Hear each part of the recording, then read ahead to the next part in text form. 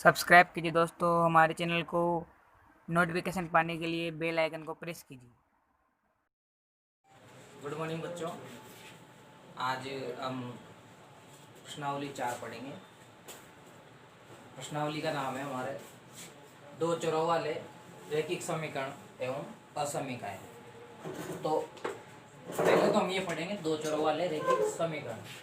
अब देखो रैखिक समीकरण क्या होते हैं और दो चर वाले। तो ऐसी समीकरण जिसमें चरों की संख्या 2 हो। अब चर क्या होते हैं, वो जो ऐसे अक्सर जो ये होते हैं एक्स वाई वाले ABCD A to Z।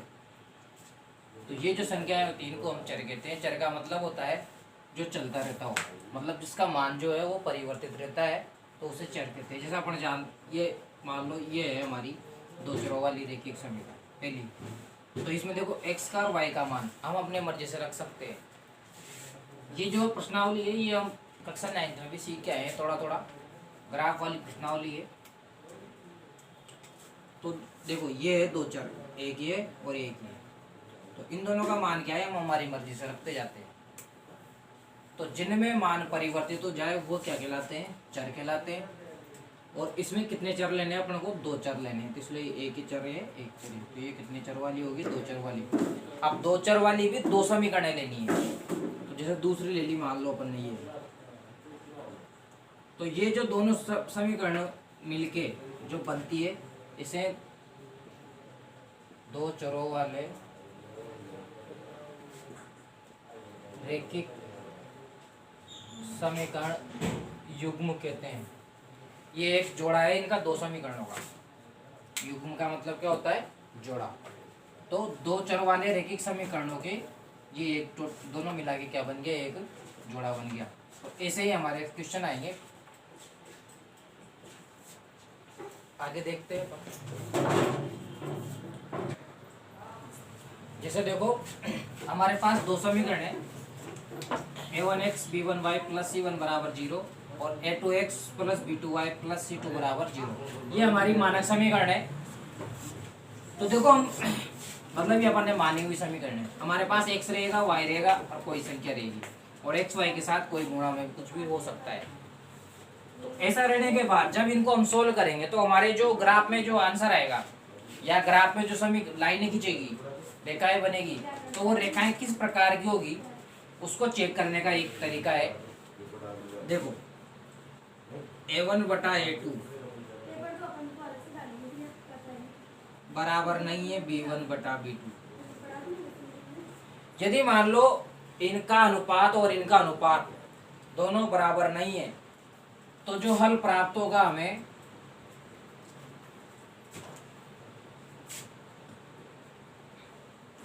वो होगा अद्वितीय हल।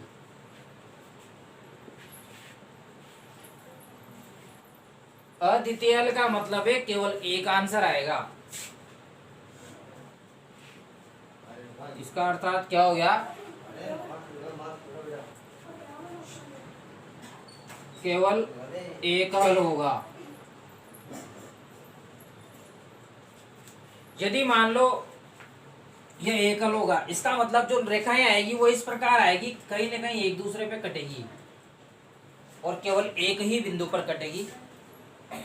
तो उस कंडीशन में जहां पे ये कटेगी वो x और y कोई ना कोई रहेगी, तो वहां उसका जो होगा वो मान हो जाएगा। ऐसा कब होगा, जब दोनों के अनुपात क्या हो, बराबर नहीं हो। उसका आंसर हल क्या हो जाएगा, अद्वितीय हल। अद्वितीय का मतलब होता है दूसरा कोई नहीं, द्वितीय मतलब दूसरा। अब आगे हल लग गया, अद्वितीय मतलब दूसरा नहीं है कोई भी, केवल क्या होगा, एक ही उत्तर होगा।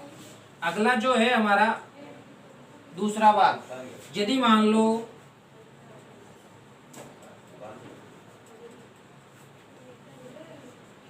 ये तो बराबर हो और पीछे का बराबर नहीं हो। पहला क्या पढ़ा हमने कि अगर मान लो शुरू के दो ही बराबर नहीं आए तो हमें आगे नहीं बढ़ना है।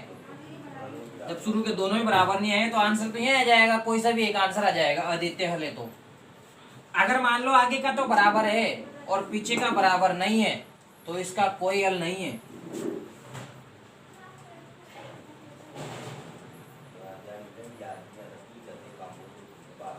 तो इसका कोई उत्तर नहीं आएगा। और इस कंडीशन में जो रेखाएं आएगी वो ऐसी रेखाएं आएगी, सीधी समांतर। ये थोड़ी सी तिरछी हो गई, समांतर रेखाएं आएगी। ये कौन सी रेखाएं आएगी? समांतर। चाहो तो यूं लिख दो,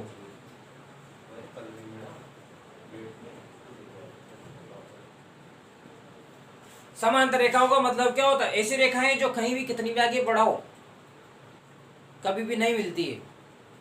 मतलब जिसमें क्या होता है, जो बीच का गैप है, अंतर है, वो क्या होता है? समान होता है। तो ये कभी भी ना तो इधर बढ़ाओ कहीं भी बढ़ाओ कभी नहीं कटती। तो ऐसी रेखाएं क्या कहलाती है? समांतर रेखाएं। तो इस कंडीशन में हमारे जो भी ये आएगी रेखाएं वो कभी भी कितनी भी आगे बढ़ाने पे नहीं मिलेगी। और जब ऐसा आता है तो वो आंसर हो जाता है कोयल नहीं है। ऐसा आपके आएगा, ऐसा पेपर में आ चुका है एक बार। ये जो है ये आपको पता है, इन रेखाओं को प्रतिच्छेदी रेखाएं कहलाती है।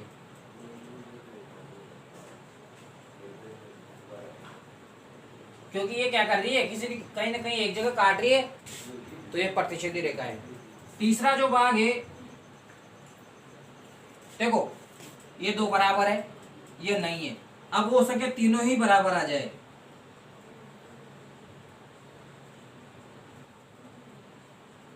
क्या आ जाए? तीनों ही बराबर। और जब ऐसी कंडीशन आ जाएगी तीनों बराबर, तो जो आंसर है ये, इसका आंसर आएगा अनेकल।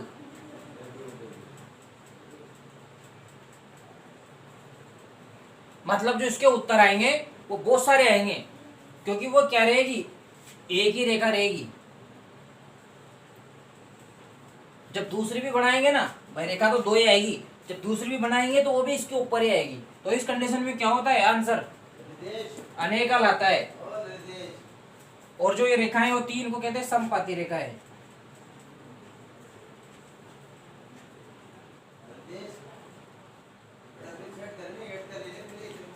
तो इसको नोट करो। देखो हमारा पहला क्वेश्चन है, अनुपातों की तुलना कर ज्ञात कीजिए कि निम्नलिखित समीकरणों के युग्म। देखो ये जो इनका युग्म है, युग्म का मतलब इन दोनों का जोड़ा, दोनों समीकरण मिलकर युग्म बनाते हैं। संगत है असंगत। अब देखो संगत असंगत क्या होता है? संगत का मतलब है जिसका आंसर निकलता हो। तो मैंने आपको भी तीन डिजाइने बताई थी। देखो एक तो इस जगह मिल रहा था पहली वाली में, और एक तीसरी वाली में मिल रहा था। दूसरे में वो समीकरण जो थी कहीं भी नहीं मिल रही थी। तो जब दो कंडीशन ऐसी थी जहाँ पे मिल रहा था, तो जो वो कंडीशन थी दोनों, उस अगर वो कंडीशन आ जाती है या वो कंडीशन फॉलो हो जाती है तो ये क्या हो जाएगा? संगत। और अगर नहीं होती है तो असंगत। मतलब समांतर वाली जो रेखाएं हैं अगर वो वाली कंडीशन आती है तो असंगत, उसके अलावा जो बची उस कंडीशन में क्या हो जाएगा? संगत। मतलब ऐसी समीकरण युग्म जिसमें हम आंसर निकाल सकते हैं। अच्छे आंसर का मतलब जहाँ पे वो दोनों एक दूसरे से कट कर रही हो तो ही संगत हो जाती होती है। अब हम देखते हैं। सबसे पहले देखो इसको मानक रूप में बदलो, 2x माइनस 3y। अब मानक रूप में ये c वाला भी इधर रहता है अंदर, तो ये अंदर लाओ, कितना हो जाएगा? 8 बराबर 0। सेम ऐसे इधर करो, ये 9 अंदर आएगा बराबर। मानक रूप क्या होता है? बराबर में 0 होना चाहिए और सब संख्या किधर होना चाहिए? इस साइड। अब आपको पता है ये पहली समीकरण है, तो ये क्या हो जाएगा? a1, ये क्या हो जाएगा? b1, और ये c1। ऐसे कैसे इधर? a2, b2 और c2। अब देखो यहाँ लिखते हैं, a1 बराबर कितना है? 2, b1 बराबर कितना है? माइनस के 3, और c1 बराबर कितना है? माइनस के 8। ऐसे कैसे देखो, a2 कितना है? 4, b2 कितना है? -6, और c2 कितना है? माइनस का 9। अब ये अनुपात निकालते हैं। देखो a1 बटा a2, a1 बटा a2, तो a1 तो है 2 और a2 है 4। कितना आ गया ये? 1 बटा 2। अब आ जाओ b1 b2 पे, तो ये माइनस के 3 और ये माइनस के 6। माइनस से तो माइनस कट गया, 3 से ये कटेगा 2 बार, और 3 से 3 1 बार, तो ये कितना आ गया? 1 बटा 2। देखो 2 तो सेम आ गई, तीसरी और चेक करते हैं, C1 बटा C2। तीसरी चेक करने की आवश्यकता कब पड़ेगी? जब ये शुरू की दोनों की आ जाएगी बराबर। तो आ रही नहीं आ रही दोनों बराबर, इसलिए अब तीसरी चेक करनी है। तीसरे में देखो ये तो माइनस के 8 और ये माइनस का 9, ये कट गया, तो ये आ गया 8 बटा, ये कट ही नहीं रहा। और अतः अब कंडीशन देखो कौन सी बनी, A1 बटा A2 बराबर B1 बटा B2, मतलब ये और ये तो बराबर आ रही है, और कौन सी बराबर नहीं आई, C1 बटा। तो ये कंडीशन कौन सी थी? दूसरे नंबर वाली। कौन सी थी? दूसरे नंबर वाली। तो दूसरे नंबर वाली कंडीशन क्या होती है? समांतर लाइनें आती है जो, और जो समांतर लाइनें आती है उसमें हम क्या होती है, वो असंगत होती है। और उसके अलावा जो फर्स्ट और थर्ड थी वो क्या होती है, संगत। तो ये हो जाएगी रेखिक युग्म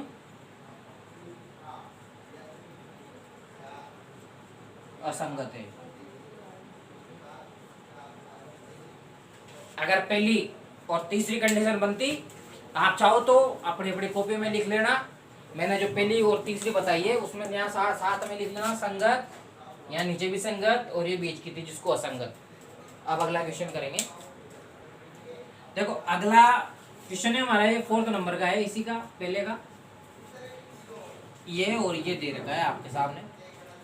अब आगे देखो, सबसे पहले देखो हमें क्या करना है, मानक रूप में बदलना है। मानक रूप हमारा ये होता है कि बराबर के बाद 0 होना चाहिए। तो सब जो भी है सबको इधर ले आओ। माइनस का है 8, इधर आते हैं प्लस का हो जाएगा। ऐसे कैसे यहाँ है।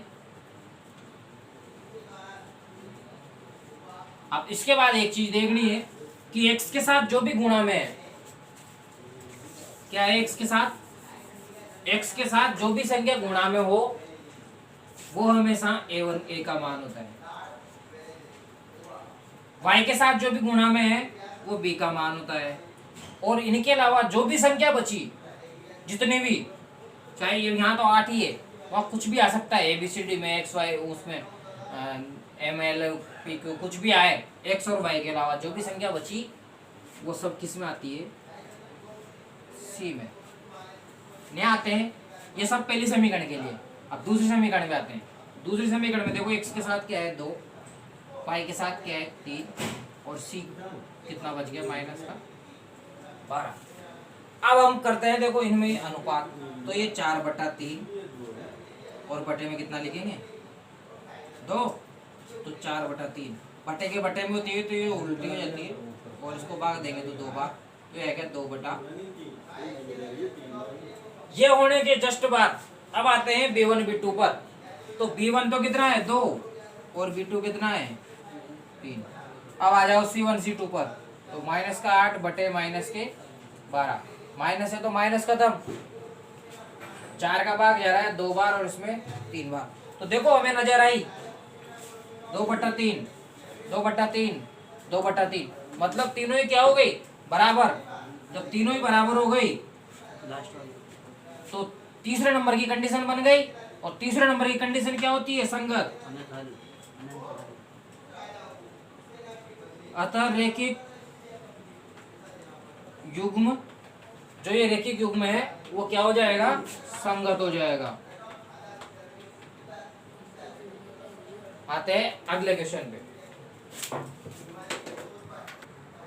हमारा क्वेश्चन नंबर 2 है कि निम्न रेखिक समीकरणों के युग्म को, मतलब ये जो युग्म है आपके सामने, इसको ग्राफ विधि से हल करना है, और साथ के साथ क्या बताना है, इसकी प्रकृति बताना है कि ग्राफ विधि से हल करेंगे तो कौन सा आएगा। तो हम प्रकृति पहले बताते हैं, हल बाद में करेंगे, क्योंकि हो सके अगर कोई जो हमारा है तो उसमें सम ये आ जाए समांतर वाला, तो हमें करने की आवश्यकता नहीं, फिर भी हम करेंगे।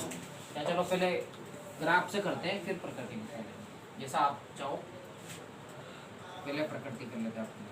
देखो A1 इसके साथ, या फिर इसको पहले उसमें चेंज कर लो चाहो, या ऐसे ही लिख लो A1 बराबर 1, B1 बराबर भी 1। इनके साथ कुछ नहीं लग रहा, तो जिसका कोई नहीं उसका तो 1 होता ही है ना भाई। इसके साथ गुणा में कितना है, 1 ही है, क्योंकि 1 को 1 से गुणा करते हैं वापस 1 आ जाएगा। ऐसे ही यहाँ है। और C में देखो ये अंदर आता है तो किसका हो जाता, माइनस का, तो डायरेक्ट लिख दो अंदर भेजने की आवश्यकता नहीं है। अब आगे जाओ, A2 कितना है, A2 3, B2 कितना है माइनस के 2, और C2 अंदर आता ना ये, तो ये माइनस का 4। अब प्रकृति चेक करनी है, वो प्रकृति कहलाती है। अब देखते हैं कौन से प्रकार का आता है। ये हो गया 1/3 B1 B2, ये हो गया 1/-2। तो यहाँ ही बराबर नहीं है, ये बराबर नहीं है, तो इसका मतलब क्या हो गया, A1 A2 not equal to B1 B2, मतलब A1 A2 B1 B2 के बराबर नहीं है। तो ऐसी कंडीशन कब होती है, पहली वाली, और उस कंडीशन को बोलते हैं अद्वितीय हल। अद्वितीय हल है। अब अद्वितीय हल हो गया, तो हल होने के बाद अब इसको ग्राफ विधि से हल करना है। तो देखो ग्राफ लगाते हैं अपन इसमें, ये उतार लेना अब इधर। अब देखो ग्राफ विधि से हल करने के लिए पहले देते हैं समीकरण एक।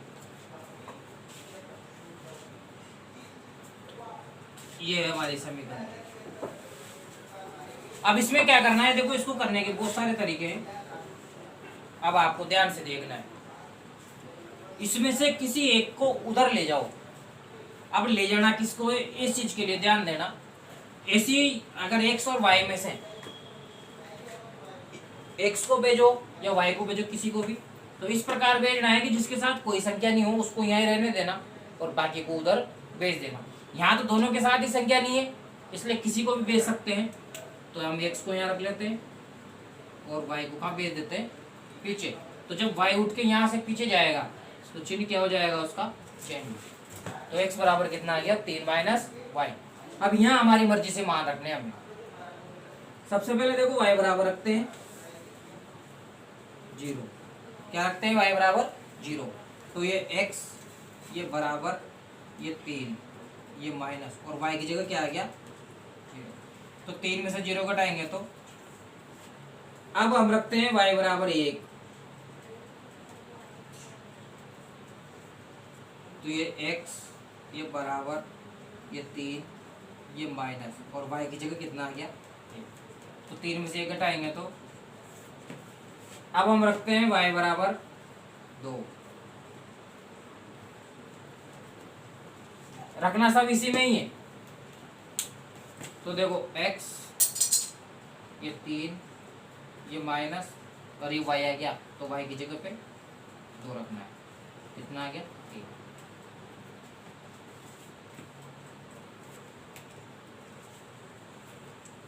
तो इस प्रकार 3 मान रख के ये ऐसे सारणी बनेगी भी। ये x और ये y। देखो यहाँ पे y बराबर सबसे पहले हमने रखा 0, तो x का मान कितना आया, 3। फिर y बराबर रखा 1, तो x का कितना आया, 2। फिर y बराबर रखा 2, तो x का कितना आया। यह आपका एक पार्ट हो गया। अगला पार्ट देखो इधर है, ये लिख लो समीकरण नंबर 2 से। ये पहली समीकरण थी आपकी और ये दूसरी है। इसमें देखो आपके सामने दोनों के साथ ही संख्या है, तो जब ऐसी कंडीशन आ जाए दोनों में ही संख्या हो तो मैं उसको रखना है इधर जिसके साथ 2 4 हो, क्योंकि 3 का भाग हर संख्या में नहीं जाता, लेकिन 2 का भाग सभी संख्या में चल जाता है। क्योंकि अगर मान लो 3 भी आ गया, 3 में 2 का भाग देना हो तो 1.5 बार पूरी बार भाग चल जाता है, लेकिन 3 का भाग कभी भी हर कोई संख्या में पूरी बार भाग नहीं जाता। तो इसी कंडीशन में हमें क्या करना है, देखो 2 को तो यहाँ रखना है, 2 से मतलब है y वाला तो यहाँ रहेगा। ये 3x जो है उठ के कहाँ जाएगा, पीछे, और जब पीछे जाएगा तो काय का हो जाएगा, माइनस का। अब हमें तो यहाँ y का मान चाहिए, जैसे यहाँ संख्या फ्री कर रखी है ना, जैसे फ्री होना चाहिए, तो ये जो y है y रह जाएगा 4 - 3y। अब ये माइनस का 2 है कहाँ जाएगा, नीचे, तो ये माइनस का 2। अब इसमें मान जमाना है, यहाँ x,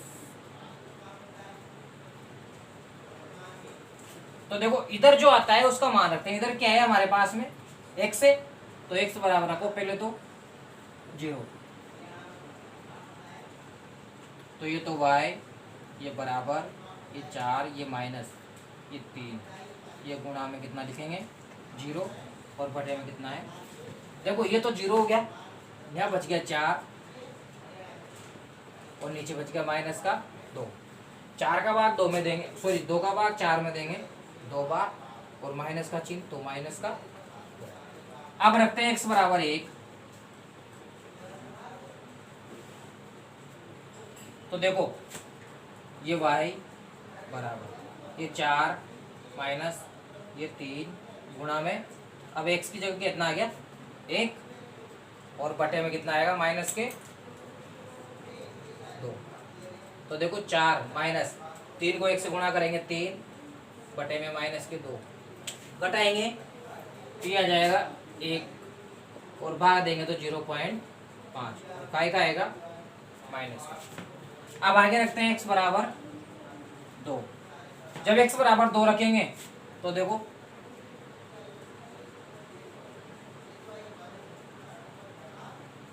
y बराबर 4 माइनस 3 गुणा 2 बटे माइनस की 2, गुणा कर लेते हैं, इन दोनों गुणा करेंगे 6 और बटे में माइनस 2। 4 में से 6 घटाएंगे तो कितना आएगा माइनस का 2, और बटे में भी कितना है माइनस 2। 2 से प्लस से माइनस कट गया, 2 से 2 कट गया एक बार, तो ये आ गया हमारे। अब इसकी भी सारणी बना लेंगे।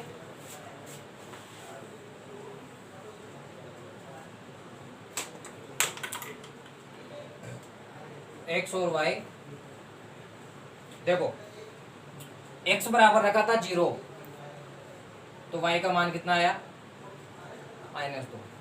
x बराबर रखा था 1 तो y का कितना आया माइनस का 0.5।